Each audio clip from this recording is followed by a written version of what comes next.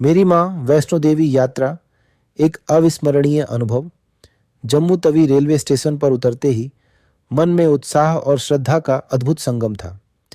Station से बाहर निकलकर मैंने कटरा जाने वाली बस में अपनी आरक्षित सीट ग्रहण की। पहाड़ों के बीच से गुजरती सड़क, ठंडी हवाएं और जय माता दी के जयकारों ने यात्रा की शुरुआत को ही आध्यात्मिक बना दिया।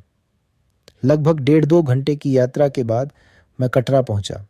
यहाँ यात्रा पंजीकरण की औपचारिकता पूरी की और दर्शन के लिए आवश्यक तैयारी की। रात के समय मां के दरबार की ओर कदम बढ़ाते हुए चारों ओर श्रद्धालुओं की भीड़ और गूंजते भजन मन को भक्ति से भर रहे थे। सबसे पहले मैं बाणगंगा पहुंचा। मान्यता है कि माता ने अपने बाण से यहाँ जलधारा प्रकट की थी। पवित्र जल के दर्शन कर मैंने मां का स्मरण किया और आगे की यात्रा प्रारंभ की। इसके बाद चरण पादुका पहुंचा, जहां माता के चरण चिन्हों के दर्शन किए। वहां कुछ समय रुककर मन को शांति मिली और आगे बढ़ने की नई ऊर्जा प्राप्त हुई।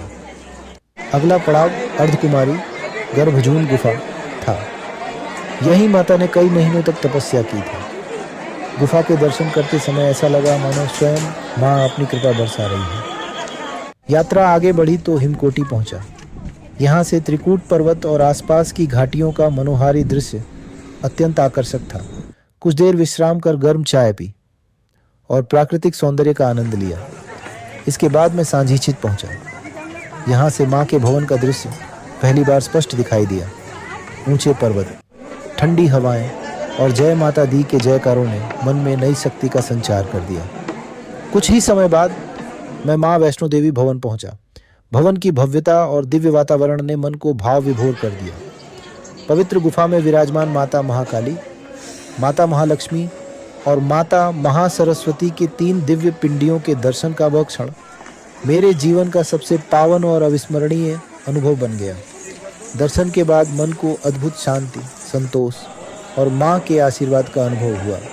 मान्यता के अनुसार भवन के दर्शन के बाद मैं भैरव बाबा मंदिर की ओर रवाना हुआ। कठिन चढ़ाई के बावजूद मन में अपार उत्साह था।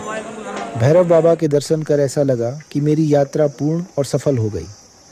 वापसी के समय पर्वतों पर उगते सूरज की सुनहरी किरणें, हवा में गूंजते जय माता दी के स्वर और माँ की कृपा का एहसास मेरे मन में सदैव के लिए बस गया। यह यात्रा केवल एक धार्मिक यात्रा नहीं थी, बल्कि आत्मिक शांति, आस्था, विश्वास और दिव्य ऊर्जा से भर देने वाला जीवन का अमूल्य अनुभव बन गई।